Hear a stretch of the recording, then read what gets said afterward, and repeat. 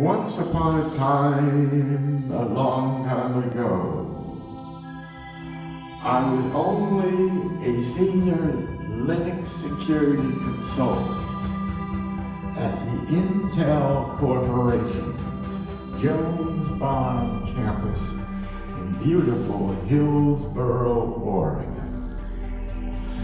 There were 5,000 of us extremely brilliant people working at that big campus. And I've got good news for you folks. I was the most colorful person on that campus. But I realized the page in my book must be turned and I must look onward to a new life. So I looked for places to retire to and places where I can shine. And my goal settled upon here to your own little town of Bellingham. I came up here to explore and realized almost as soon as I got off the train that this place was home. I found a cozy little house within only 4 hours of my appointment of my real estate agent. And now I had a place to live, but I had a problem. I didn't know when I should transmutate myself from being an employee at Intel Corporation to being an escaped mental patient from the great insane asylum called Intel. And like everything else, I really have to leave with a splash of light from the stars and a crescendo of sound from the thunder clouds overhead. So I chose to leave at the end of April of 2016 because I was suspecting that Intel was getting ready to lay off about 12,000 people, which were the rumors that we all heard as early as December 2015. So I let my manager know in February that I'm going to go boogie-woogie at the end of April. I would take 2 weeks of my remaining vacation. Then I would be completely out of sight, out of mind, and out of consciousness by the middle of May 2016 and be as free as that bird that flies in the sky. The next month, we're very busy packing, getting ready for the big move. I had planned to get all my things up to the new house.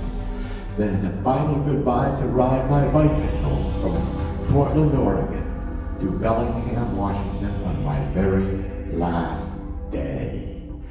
Well, come my last week at Intel brought a lot of surprises.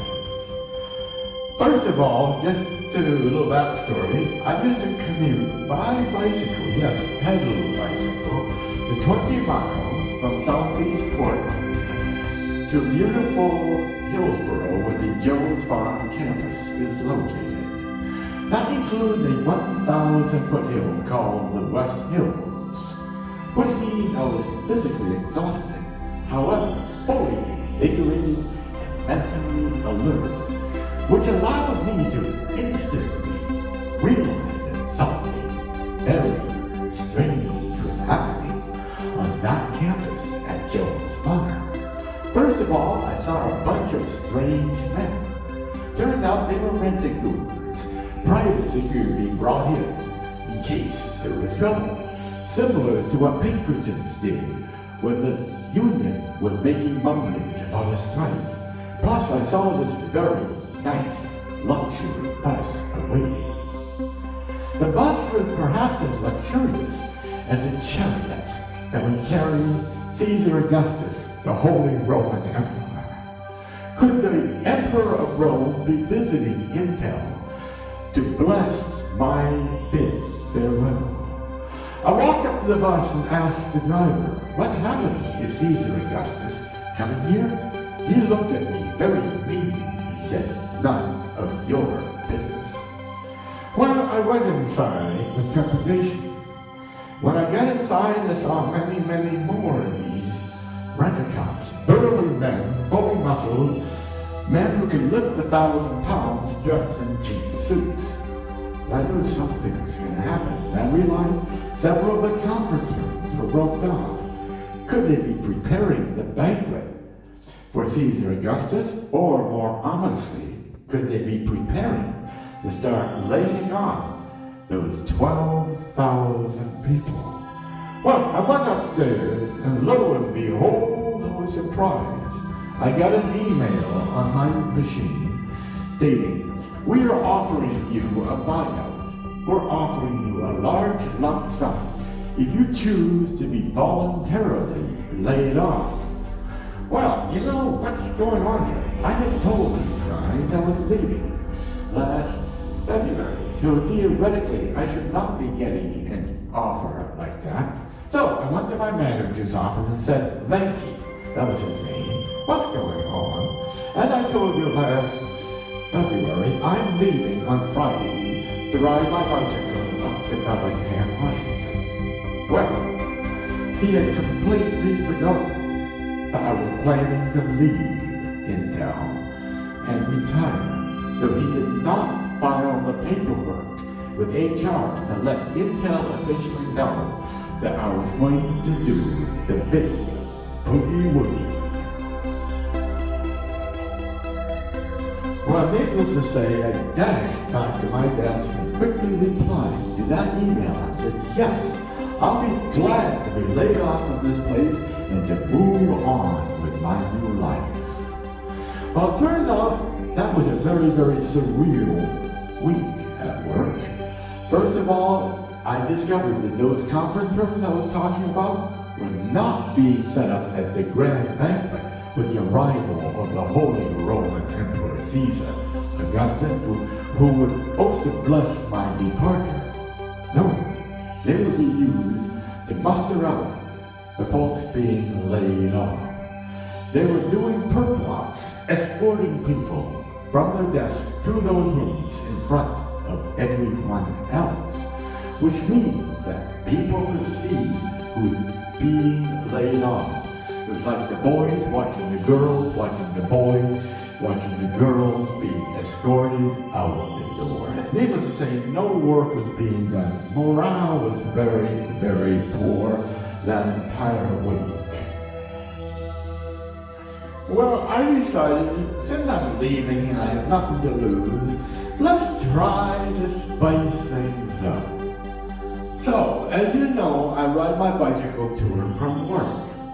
I also dress in very colorful homemade clothing. You'd see me in and around Bellingham. So one day, that week, it was raining. So I rode my bicycle to work in my colorful clothing, but over my clothing was a crystal clear plastic raincoat that kept me protected but let my beauty shine in the rain. So imagine in your mind's eye a cellophane wrapped ballerina auditioning for the Nutcracker Suite by pirouetting up and down the hallways of the Intel Corporation's Jones Farm campus. By the way, there is a video of myself reenacting that. It is occasionally shown here on Bellingham television, but it's also on my YouTube channel under Mark Allen, A-L-L-Y-N. It fell over with a dull thud and nobody was cheered up. So, come my last day, Friday, I walked to my manager's office and said, "Venky, as you know, I'm leaving at 2 o'clock this afternoon to start my bicycle ride from here to Bellingham, Washington." Apparently he had forgotten yet again and said, "Oh my gosh, I forgot all about it. And we also have a problem." It turns out that Intel's Human Resources Department bit off way more than they can chew by doing the layoff. They did not have enough people to process the people being laid off, let alone us who had decided to take the voluntary layoffs, which means they could not process me off the payroll until after May 15th. He said to me, well, that's going to pose a problem. Yes, you can go away today, but we may need to have you come back 2 weeks from now to figure out what we can do to give you make work that you can do at home to pretend that you're working until HR can get around to getting you formally and officially laid off. So I rode my bicycle to my new home. That story will be continued after this interlude.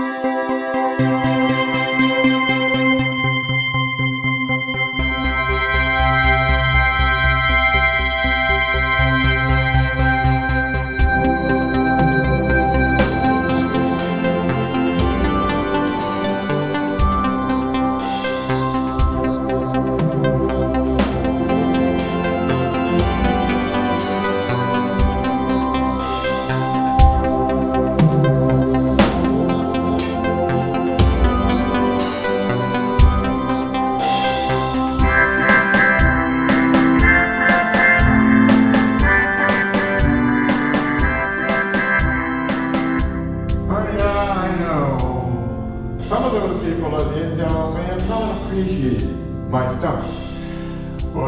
I tried to be a ballerina star wrapped in cellophane, practicing for the Nutcracker Suite in the hallways of the Jones Farm facility in Jonesboro, Oregon. It is a lesson that teaches me I need to dance like nobody's watching. I need to sing like nobody's listening. I need to know the man who loves me is in the sky watching over me. For the man I love is the light that gives me the energy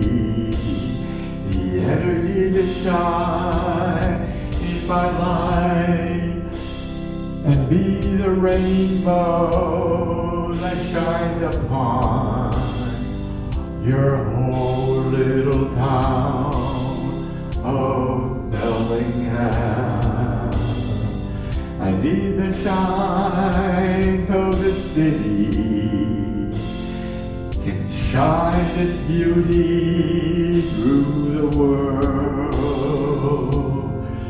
Let me dance and sing to be part of the galaxy. Let me shine to the world and let you all know there is hope. There is hope for peace and love. Let the love of my friend Arthur, let his love shine upon you, so you can shine upon each other.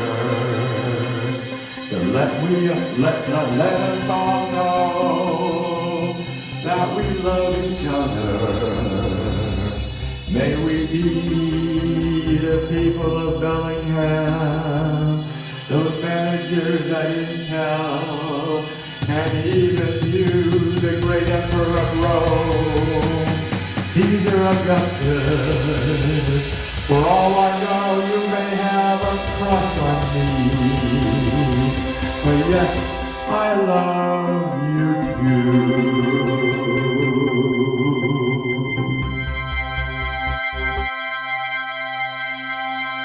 Well, let's see, where were we? Oh yes, my trip home, a story of his home. I left Intel Corporation's Joan Farm campus on Friday, April 28th at about 2 p.m. and it was pouring rain out. I headed up through from Hillsborough to St. Helens, Route 30, all the way up to Rainier, Oregon, at the Lewis and Clark Bridge. Pouring rain. I almost wiped out in some potholes and had some logging trucks kiss me on the rear end. That's a whole other discussion. Well, when I reached the bridge, it started to clear. And I decided to walk over the Lewis and Clark Bridge, which spans the Columbia River, as that's the state line between Oregon and Washington. And as I reached the center of the bridge, which is the state line, I stopped to kiss Oregon goodbye and give it the last high five. Well, as I looked up in the sky, the cloud line was straight overhead. To my left, which was west, perfect pristine blue sky and a beautiful sunset. To my right were the receding storm clouds of blackness. However, with the angles of the sun and the rain that was going away in the clouds, produced a perfect Judy Garland rainbow. Somewhere there's a place of hope. The rainbow greets me with a beautiful kiss of color. I cried standing there on that bridge. From that point on, for the 4-day journey, which is about 320 miles, it was beautiful weather. I rode into Longview, stayed overnight in Longview, then rode 120 some odd miles all the way up to Belfair.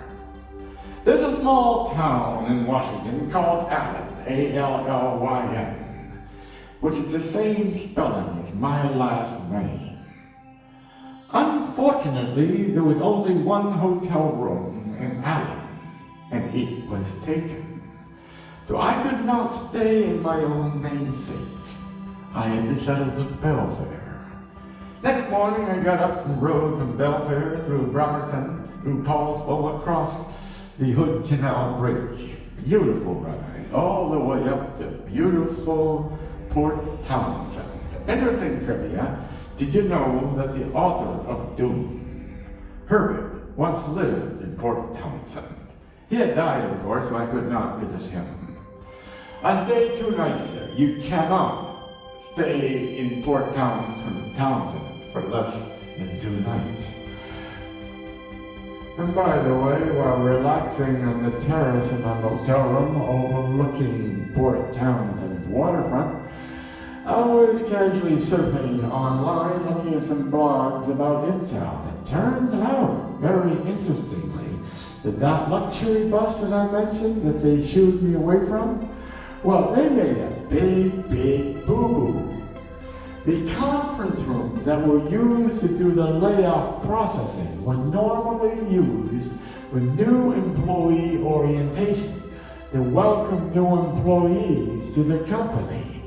Well, the right hand was forgetting what the left hand was doing. And new employees were showing up because they were told to show up that day for orientation. Well, as they showed up, security went into a panic and they had to round them up, just like criminals, and herd them onto that luxury bus so they can take them to an off-site location.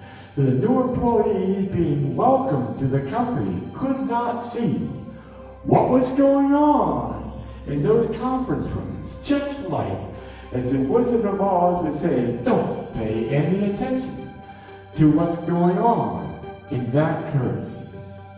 Very, very interesting.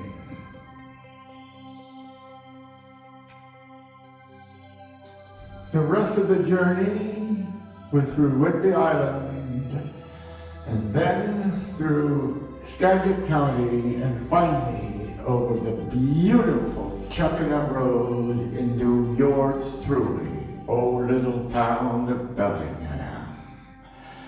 Hence begins the new chapter of my life.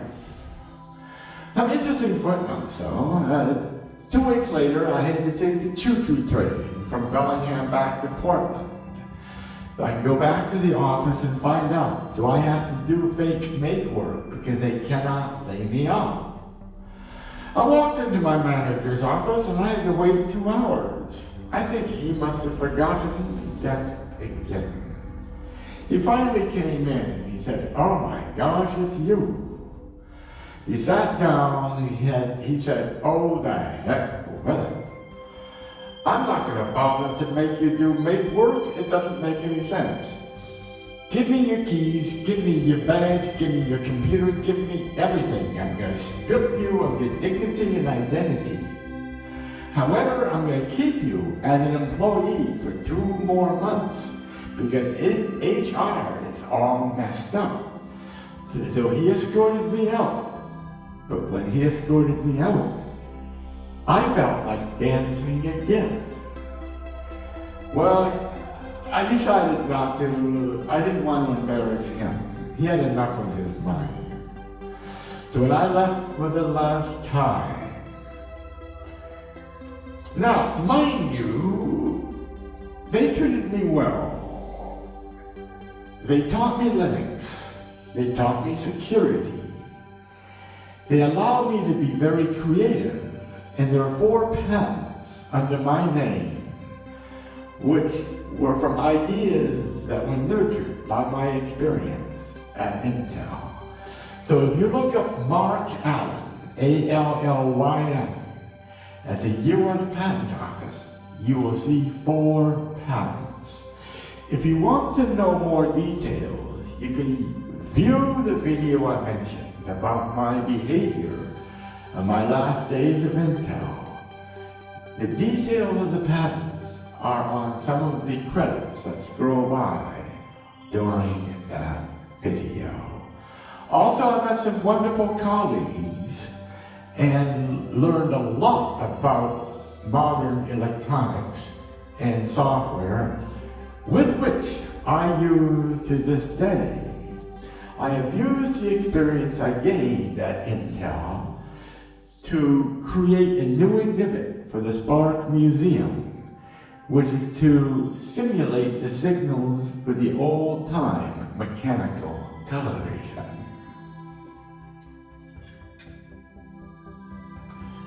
May I suggest, however, that my experience at Intel Corporation gave me a lot of gifts, of which I use right now.